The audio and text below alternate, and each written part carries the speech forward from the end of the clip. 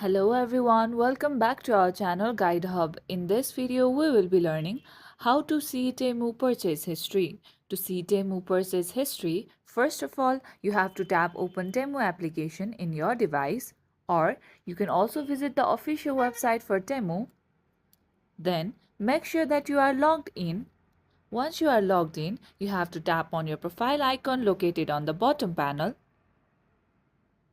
Here, you will see your orders, messages, reviews, history, wish list, addresses, and following list.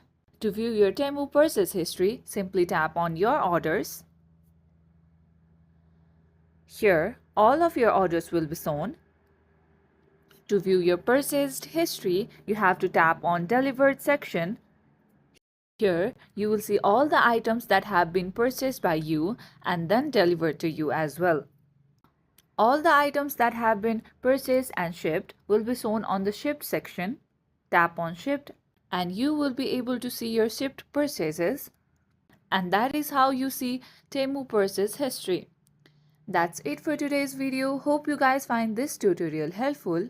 If yes, don't forget to like and subscribe to the channel. Press the bell icon so you never miss out to our videos. Goodbye till then.